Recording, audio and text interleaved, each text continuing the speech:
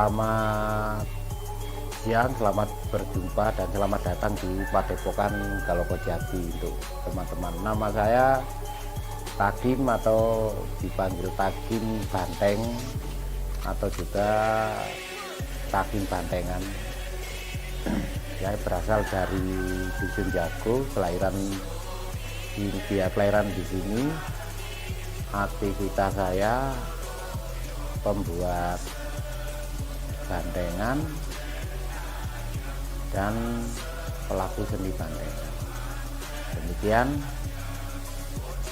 perkenalan sebentar ini. Terima kasih. Salam budaya.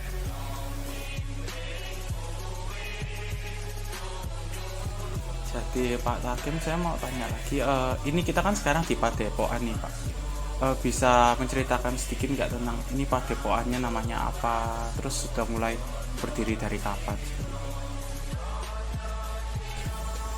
Berawal dari sekitar tahun 93 ya, 93. Tapi backgroundnya sebelumnya itu mbah saya dulu mbah saya itu tinggalnya di sini. Dia di rumah ini, tapi terus dibongkar terus akhirnya jadi kebun. Dulu di sini pun sudah ada punya mbah saya ya, tempat kesenian. Kita kembali lagi ke 93. Waktu itu bulan Agustus. Di sini kalau bulan Agustus itu mengadakan upacara perayaan ya, ada aral banteng. Lah teman-teman nyuruh, ayo nggak yuk banteng, buat banteng. Saya nggak punya banteng kan waktu itu. Akhirnya waktu kurang seminggu membuatlah saya bantengan dengan ala kadarnya lah, tanduk sapi apa ya. 1 minggu jadi 7. Habis itu ya ada sesuatu yang membisiki saya bahwa namanya Galokojati, kumpulan bantengannya itu namanya Galokojati. Setelah itu terus saya buat bantengan terus sampai akhirnya tahun 2009 baru bangunan fisik ini saya dirikan. Ya tetap saya kasih nama Padepokan Galokojati. Itu asal usulnya cerita Galokojati. Nama Galokojati itu adalah nama tokoh orang yang ada di zaman Kerajaan Singosari. Kerajaan Singosari. Iya. Berarti memang nama ya Pak, bukan ada artinya tersendiri gitu. Nama. Lalu berarti pendirinya Padepokan ini Bapak sendiri atau ada beberapa lainnya? Saya sendiri, dan ini properti semuanya milik pribadi, bukan perkumpulan atau organisasi, ini bukan. Punya saya sendiri. Berarti selama Bapak dari awal membuat Padepokan ini pernah nggak Bapak kayak menerima ketika ada orang yang ingin belajar bantengan buat mengembangkan atau menyebarkan budaya bantengan? Kalau bicara belajar, artinya bahwa itu akan terjalin hubungan antara murid dan guru, kan ya. Namanya belajar. Buat saya enggak, karena mulai kecil seperti Dwi ini, sekarang dia jadi pembuat properti, dia nggak pernah belajar ke saya enggak, cuma saya selalu jagongan ngomong-ngomongan. Oh kalau buat seperti itu gini. Ini bukan terjadi antara murid dan guru, karena saya nggak pernah punya murid sama sekali. Tapi lebih sering ke sharing, ke jagongan. Mungkin loh saking seringnya ketemu, sering jagongan, ngomong-ngomongan. Ya adalah energi sesuatu, energi yang seperti itu akan nyampe. Karena setiap karakter orang berkesenian itu berbeda.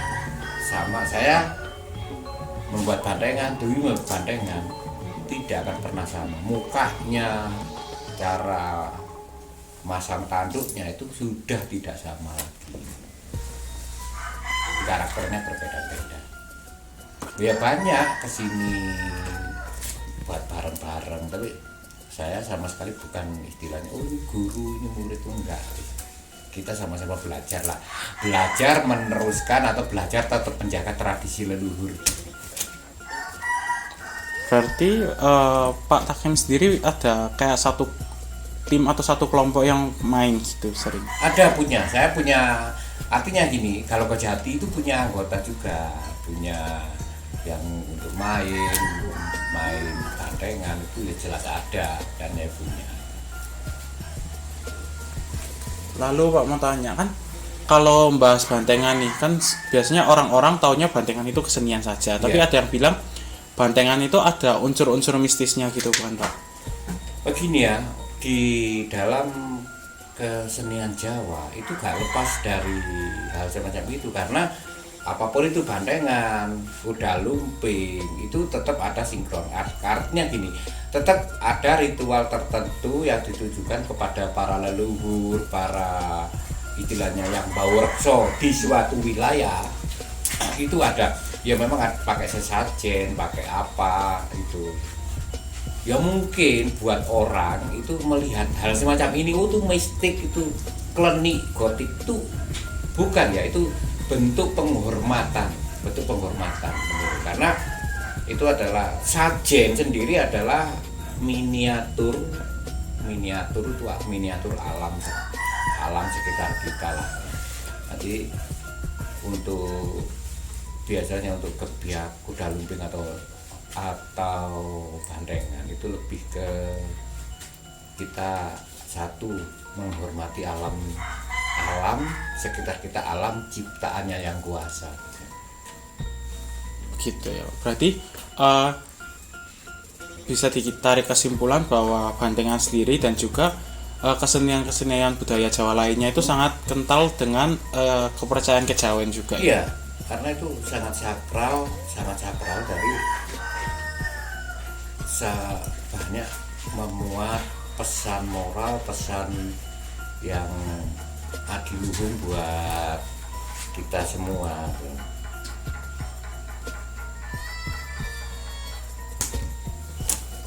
Gitu ya Pak. Lalu kan katanya ini biasanya buat yang main itu bantengan kalap gitu kan Pak. Yeah. Itu kalap itu mereka memang langsung kalap saat itu juga, ada pelatihannya atau bagaimana Pak? Untuk kalap atau tren itu bisa ada semacam pelatihan, ada semacam ritual tertentu untuk mensinkronkan antara pemain dan energi yang luar biasa yang bisa digunakan untuk waktu perform itu. Tapi gitu apakah mereka ada ritual buat belajarnya atau gimana Pak kira-kira? Ya ada juga yang mempelajari seperti itu untuk bisa mencapai ke tahap tren tadi itu. Itu latihannya setiap hari apa atau mungkin Ada di malam-malam tertentu atau hari-hari tertentu yang sudah disepakati. Jadi mereka komunitas itu akan pergi ke tempat punden, tempat leluhur atau tempat bedah kerawaknya suatu wilayah itu. Bedah kerawak artinya leluhur yang kalau bahasa Tumpang sekitarnya itu perdanyangan. Artinya tempat yang dikeramatkan untuk bersemayamnya para leluhur desa setempat. Berarti tanggapan orang kalau bantengan lah, jaran kepang lah, segala macam mistis itu sebenarnya nggak 100% benar ya Pak, karena lebih mengarah ke kepercayaan dengan leluhur tadi itu ya. Iya. Berarti ketika ada yang bilang kalau mereka kalap itu yang masuk itu sebuah roh leluhur atau apa itu benar atau mungkin energi yang seperti Bapak sampaikan tadi? Iya, begini loh. Kalau saya bilang bahasa itu leluhur itu demit, itu yang paham mungkin di kalangan tertentu, kalangan komunitas kita. Tapi bagi Anda mungkin kepahamannya mungkin sampai ke batasan tadi. Ketika saya akan ngomong kemasukan seperti ini, mungkin nanti akan mentok, karena untuk bisa lebih dalam Anda harus jadi pemain bandengan, Anda harus jadi pemain jaran kepang biar paham. Nah di situ sudah kita sudah punya tata sendiri, sudah punya tahapan sendiri untuk memahaminya. Lalu kan di sini banyak model kepala bantengnya gini kan Pak. Iya. Biasanya gitu sebagai Bapak sendiri dari orangnya komunitas gitu, dari anggota Padepokan gitu, apakah semua topengnya ini tuh diritualkan atau hanya sebagian Kalau saja, Pak? untuk ritual, kita mulai nebang kayu sudah ritual, ada ritualnya. Kayu ditebang, kayu mulai dibuat apa ya, dibentuk, pengecatan sampai tahap terakhir pun masih ritual. Terakhirnya itu biasanya kita bawa ke tempat-tempat yang keramat untuk lebih yoni istilahnya seperti itu. Lebih menyatu ya. Lebih menyatu. Artinya mulai penebalan kayu pun sudah ada ritualnya. Berarti nggak boleh kayu sembarangan, kayu kan tetap aja nanti akan merusak, dampaknya ke lingkungan. Karena kayu pun kita nggak semua kayu kita gunakan, ada kayu tertentu. Lalu mau tanya lagi, Pak, yang tentang apa itu kepercayaan yang masih sekiranya bagi orang-orang itu mistis kan, Pak? Iya. Kira-kira gitu kan kadang banyak tuh kalau kita lihat di internet itu ada yang bilang antara topengnya sendiri atau yang kayak topeng barongan itu kadang ketika malam tertentu atau waktu tertentu itu gerak-gerak sendiri, tetapi kebanyakan orang-orang awam yang nggak paham kan nggak percaya, bilangnya bohongan, Pak. Itu kalau dari Pak Takim sendiri sebagai orang yang sering membuatnya sama mengalaminya itu bagaimana, Pak? Gini, kalau saya mengalami hal semacam itu sering dan buat kamu itu biasa, bukan sing aneh, bukan sing mistik, bukan sing klenik, bukan, buat saya itu ada pelengkap aja itu. Mungkin bagi Anda itu klenik, horor atau apa, itu buat kami komunitas Bantengan, komunitas jaranan itu sudah biasa lah gitu. Itu sehari-hari karena apa ya, kumpulnya dengan seperti itu ya, tapi nggak kaget, ya biasa lah. Ada contoh ceritanya nggak, Pak, dari pengalamannya itu? Ya ada, ya biasa lah, nanti ketika ada malam-malam tertentu kita ngasih sajian, ada yang belum gerak sendiri memang ada, kan itu biasa. Itu sini wah kan, itu gak perlu diributkan sesuatu sing istilahnya ini enggak. Tanya orang Bantengan, tanya orang Jalan Kepang, mereka kan biasa ngono-ngono. Kudu sing aneh, bukan yang aneh.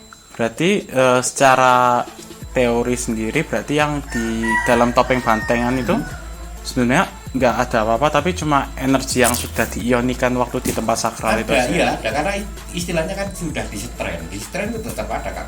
Artinya ketika sudah jadi properti, ya, naruh jangan sembarangan, jangan dibuat mainan yang nggak perlu, taruhlah di tempat sebagaimana mestinya. Tadi nggak asal mari digeledah kan digeledah, enggak, harus ditempatkan yang sebagaimana, karena sudah apapun itu sudah pernah dipakai dan bisa ada ya tetap aja si yoni.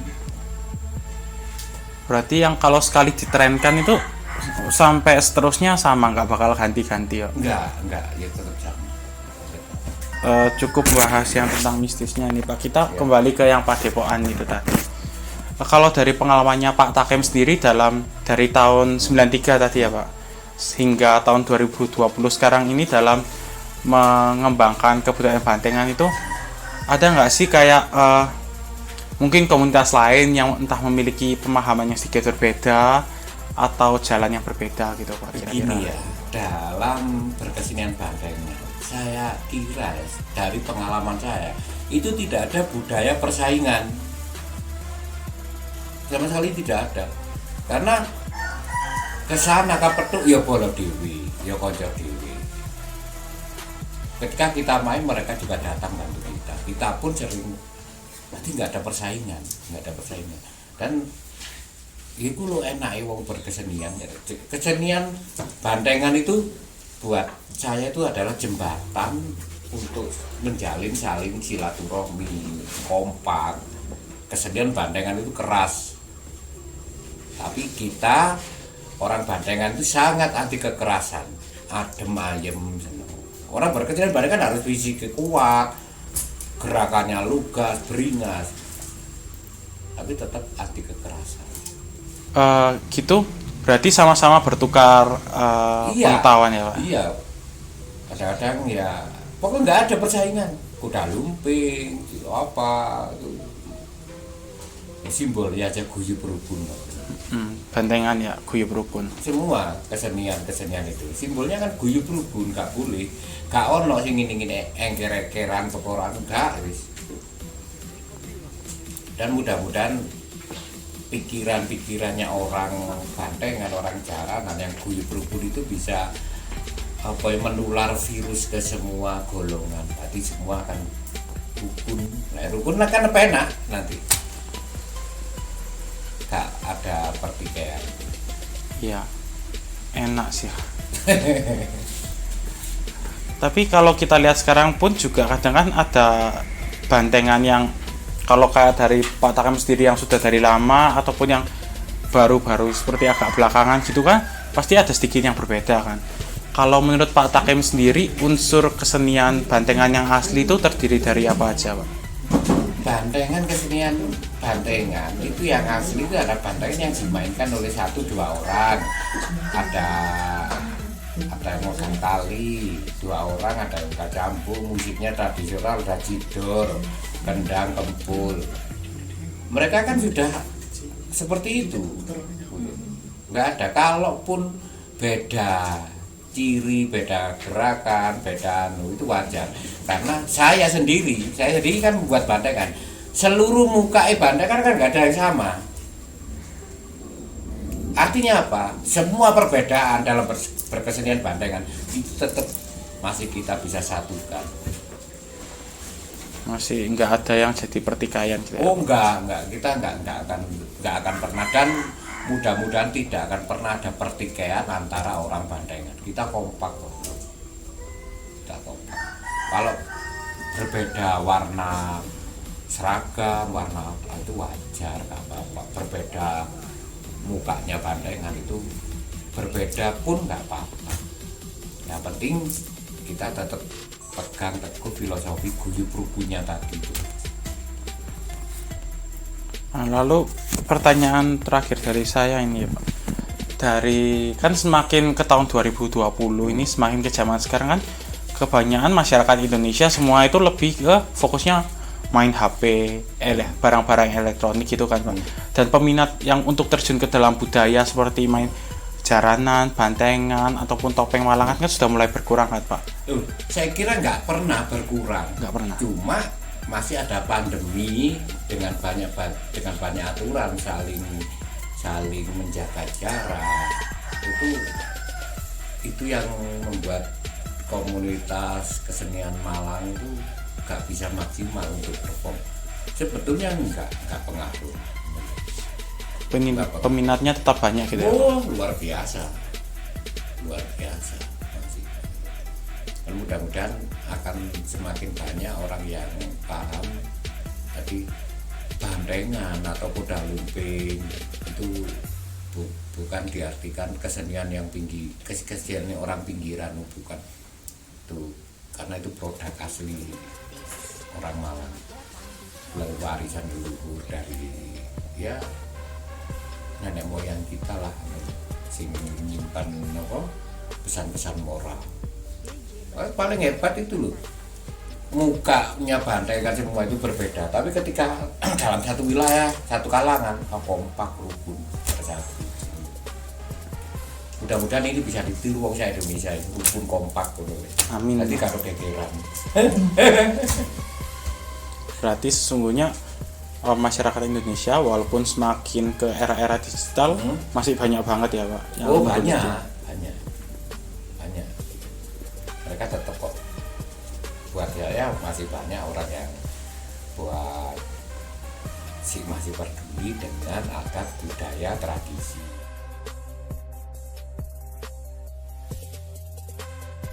Selamat siang Pak Takem.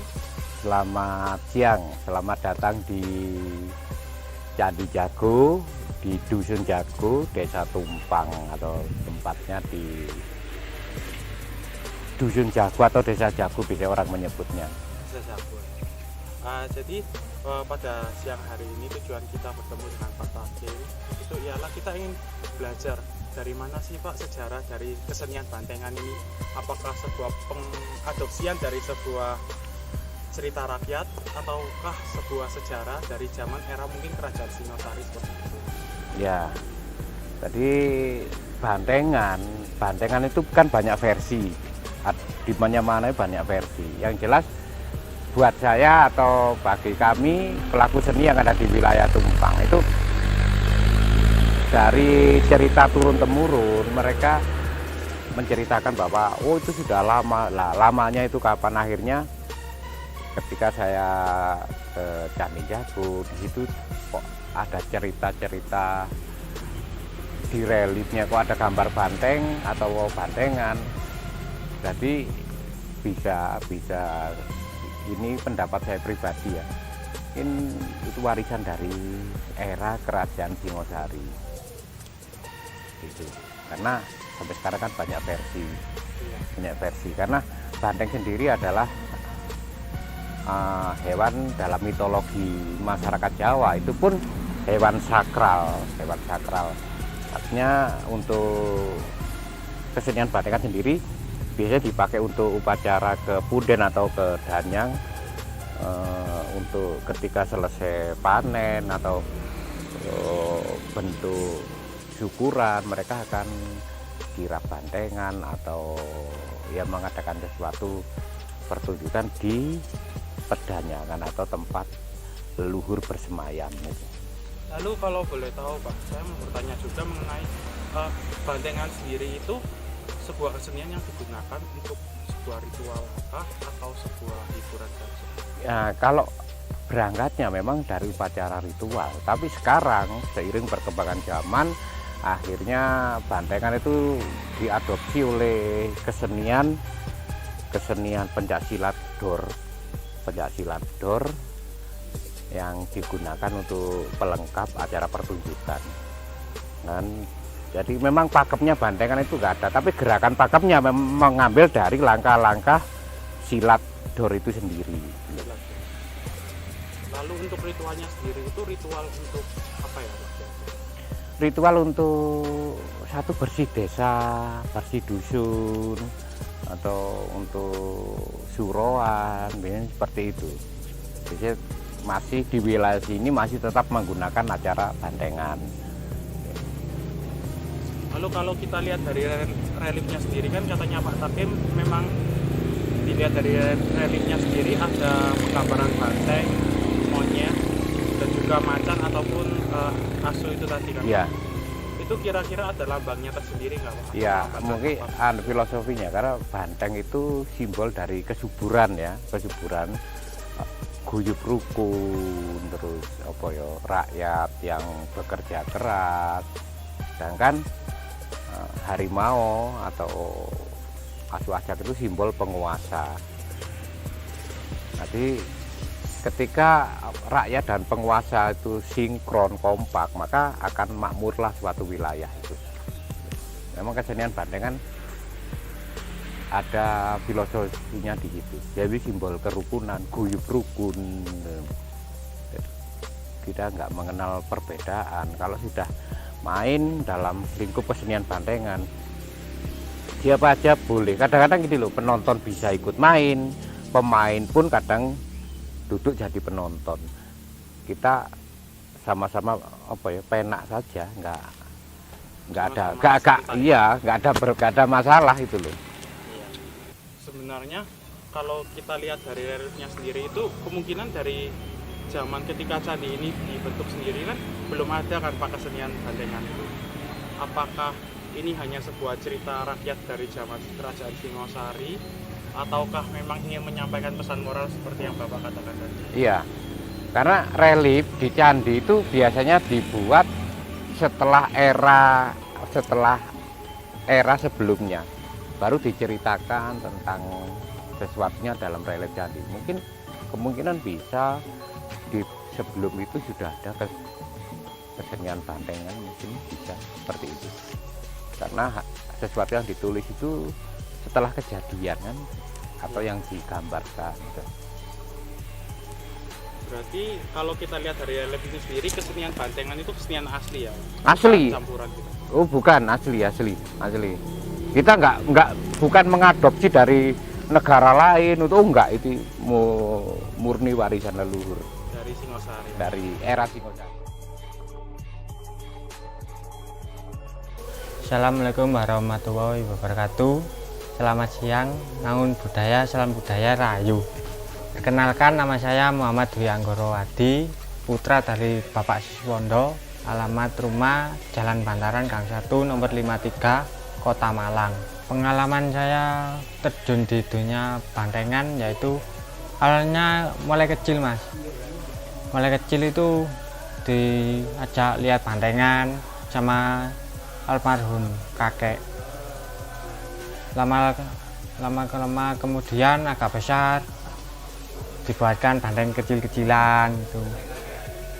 Lalu makin tertarik ikut latihan sama bapak di Gang 4 itu.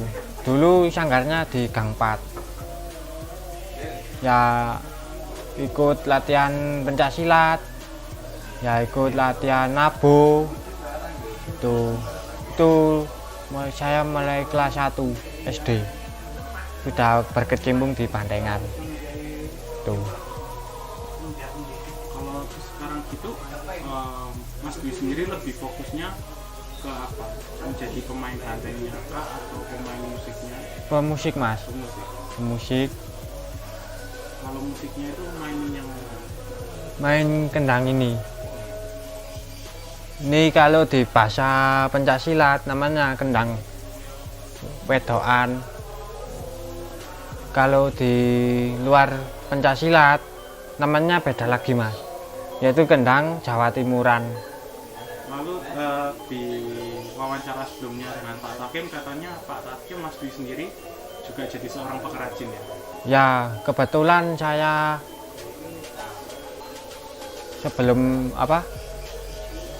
sebelum di bantengan saya ya ikut-ikut bapak tadi ke rumahnya teman-temannya, ya pengrajin semua. Saya pertamanya tidak berminat bikin-bikin ini mas. Lalu saya lihat itu kalau main-main ke rumahnya kayak ke Mas Takim, ke almarhum Pak Setro, lalu ke Mas Gatot Petung Sewu. Nah itu saya makin lama kok tertarik gitu loh. Ya awalnya ya itu yang berkesan bikin banteng dari malam.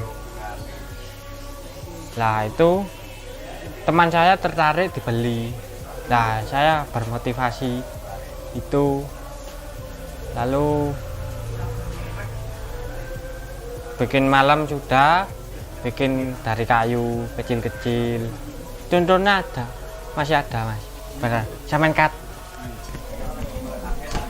Ini contoh garapan awal mula saya SD kelas 1 dulu. Enggak, kelas 3. Ini terbuat dari kakinya usuk, kakinya tempat tidur punya nenek. Saya kepingin belajar sendiri. Ya ini saya potong.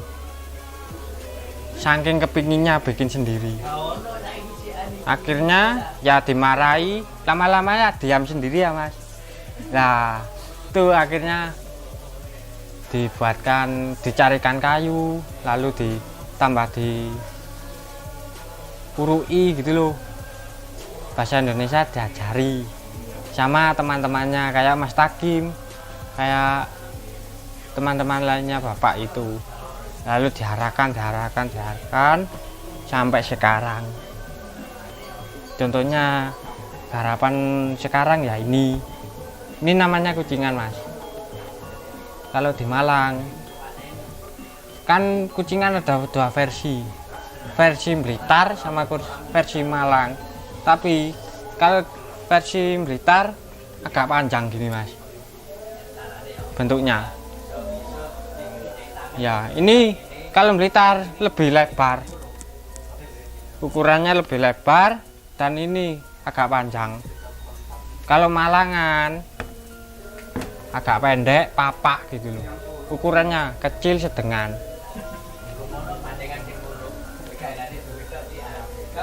Itu ya sampai sekarang, sampai belum bisa sekolah ya bikin ini buat kehidupan keluarga.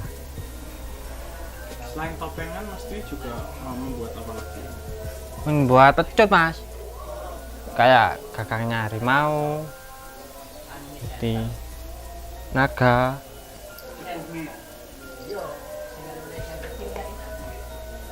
Ini bahkan awal mula saya berjualan di masyarakat Kota Malang ya, yang pertama-tama jualan ya pecut ini yang dulu itu. Dulu mulai tahun 2016, masih baru Mas saya di dunia perjualan itu. Lalu untuk kan Mas Dwi sendiri kan memang bikin desain-desainnya juga kan, kayak Ya. ukirannya sendiri, baik dari topeng kucingannya juga maupun gagang dari pecutnya sendiri, itu berdasarkan ide sendiri atau ada memang sudah ada? Kan biasanya kita bisa lihat kayak topengan itu semua kan sudah ada modelannya, Pakem. ya pakemannya gitu. Ya. Apakah Mas Dwi sendiri ngikutin yang pakem atau ada inovasi sedikit gitu kira-kira? Ya saya ambil dua-duanya, Mas. Ada yang pakem, ada yang bermotivasi dari candi. Tadi di arca-arca candi itu saya fotoi, saya rangkai jadi satu ukiran. Nggak tahu jadi apa, wis. Pokok saya ambil ukelnya itu. Itu namanya malangan. Malangannya saya ambilnya nyuntui itu untuk dari candi tadi. Tapi kalau menurut Mas Dwi sendiri, kesannya Mas Dwi dari pertama yang masih belajar bikin bandengan kecil itu sampai sekarang gini, perasaannya Mas Dwi gimana? Tambah senang atau gimana? Satu, tambah senang. Dua, teman hubungan itu banyak. Jadi kalau ke Batu, ke Tumpang, ke Surabaya, ke Jogja itu ada yang ngampiri gitu loh. Banyak ada yang dituju gitu loh. Jadi teman juga banyak gitu. Lalu ya dapat ilmu dari teman-teman ya, seperti rajin tadi. Tuh. Itu ya buat penutup. Langsung ngomong, Mas. Sudah mulai. Assalamualaikum warahmatullahi wabarakatuh. Nama saya Bapak Sabtono Priyadi dengan alamat Jalan Bantaran, dan saya adalah sesepuh dari Persatuan Pencaksilat Garuda Putih Bantaran. Pertama kali Pencak Garuda Putih Bantaran dibentuk sekitar tahun 78, Pak. Sekitar tahun 1978. Pada waktu itu saya dengan saudara, paman, teman-teman mendirikan pencaksilat ini sekitar 20 anggota. Nah, baru itu ketuanya yaitu paman saya sendiri, Bapak Pendekar Sandari namanya. Sekarang sudah meninggal dan diganti sampai berapa tahun itu diganti Pak Asmari, Pak Matkolil, terakhir terus Pak Samad, yaitu anggota Polres dulu, Pak. Sekitar tahun 1999 sampai 2000 berapa? 2003.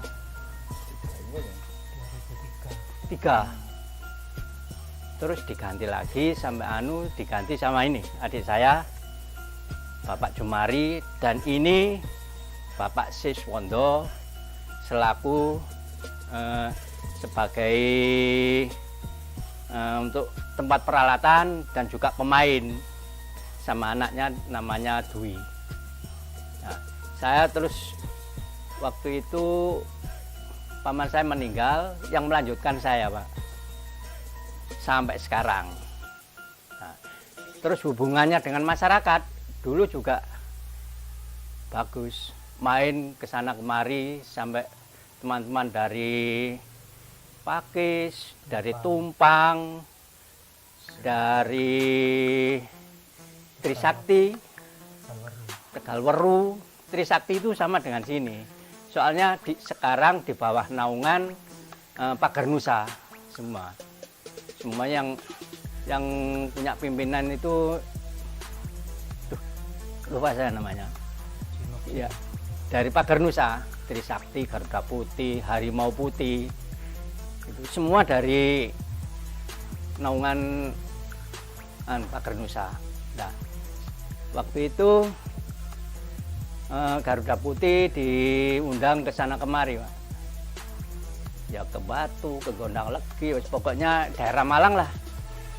Nah, terus bentuk lagi, bikin ini, usum bikin bandengan. Waktu itu belum ada, ya ada bandengan, cumanya enggak seperti sekarang. Dulu itu habis main pencak silat, pembukaan, sampai terakhir macanan dan bandengan. Nah, terus selang waktu berjalan bertahun-tahun, ada musim bandengan. Dari Bantaran ini juga bikin bandengan seperti ini, bikin sendiri. Yang paling tua ini sekitar tahun 56, sekitar situ. Ini paling tua ini. Nah, ini sekarang ini adik-adik ini semua juga ini memproduksi bandengan sama kucingan itu ya bikin itu, bikin ini, bikin kenong-kenong ini, main ya ini bikin sendiri, Pak, ini, Pak, bikin sendiri, enggak beli. Yang bikin ada namanya Dwi, anaknya ini, ya di rumah ini bikinnya itu. Ini Dwi ini menggawi ya wis ya, yang bikin itu. Jadi sekarang tempat peralatan ini di sini, di rumahnya Pak Sis. Kalau tempat saya kan enggak cukup, Bapak, rumah saya kan enggak begitu besar. Jadi tiap tahun, tiap 17 pasti bandengan ini main. Dulu juga pernah main di Tidar, di tempatnya Pak Iwan. Di Tidar, apa sih namanya itu, perumahan Tidar. Ya. Ada pertokoan Tidar itu, Pak. Tidar. Ya, itu yang buka ini kita ini. Pertama kali Tidar dibuka ya main di sana. Dari Garuda Putih itu. Waktu itu Pak Iwan kan punya rumah di Bantaran. Jadi kami waktu main, terus didatangi, diajak pembukaan di sana. Waktu itu banyak yang ikut, rame. Nah, sekarang bandeng ini juga masih berjalan, Pak, ini. Masih berjalan, sampai sekarang masih berjalan terus. Kalau ada undangan, kami ini berangkat semua. Kemana? Kemarin itu ke Tumpang, ke Pakis, ke Langga. Pokoknya sering lah kita ini diundang ke sana kemari. Soalnya kalau Bantaran kan ada pencak silat, habis pencak silat main ada atraksi, kadang-kadang juga kalau terakhir main bandengan ya kalap-kalap itu loh, Pak. Kalau bandengan sekarang.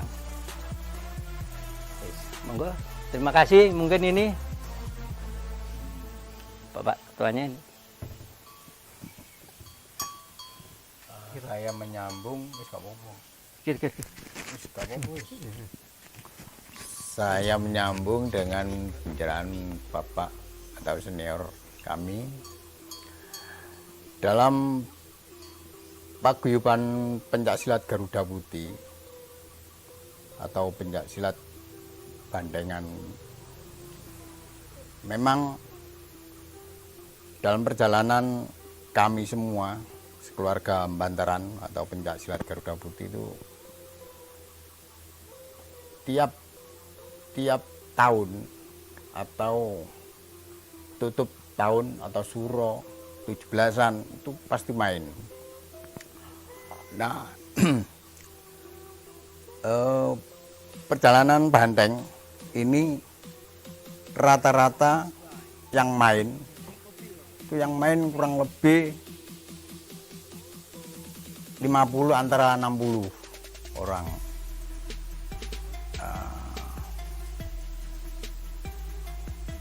Dari situ orang-orang luar banyak yang menikmati rileks, senang. Nah, perjalanan Banteng pencaksilat Garuda Putih ini sering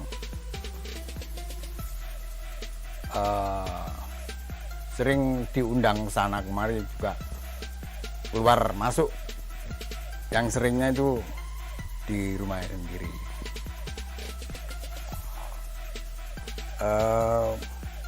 Yang sering kita kayak mau main perjalanan, mau main atau mau gebrakan tuh kita sering mempergunakan banyak obor rampe, pengobong, itu juga sholawatan. Kita sering di situ. Nah, kita sebagai ketua dan seniornya itu yang seringnya namanya apa, tukang gambunya. Nah, saya sebagai ketuanya bukan apa-apa, bukan ada ya, bukan yang apa, yang pandai, bukan, hanya saya sebagai ketua saja. Kalau yang seniornya memang itu. Kami di sini seringnya merawat pencaksilat Garuda Putih atau Bandengan. Para leluhur atau sesepuh-sesepuh kami itu seringnya itu mengingatkan jangan sampai pudar, itu bilang, soalnya paguyuban sampean ini atau rekan-rekan itu jangan sampai hilang, muspro, soalnya sudah baratnya itu membalung sumsum. Nah, itu ya, itu biar dilanjut sama Bapak Sis. Ya, saya tadi cerita saya yang semoga bermotivasi bagi seluruh masyarakat. Bila ada kesalahan saya yang terucap tadi, ada kesalahan, saya mohon maaf. Bagi saya untuk motivasi pemuda-pemuda seumuran saya ke bawah meskipun ke atas, saya bermotivasi cintailah budaya negeri ini, biar lama-kelamaan biar maju dan tidak akan punah. Jangan gengsi dulur, yang budaya kita sendiri kok. Ya boleh cintai budaya orang lain, terutama cintai dulu budaya masyarakat terutama. Ya, itu. Masih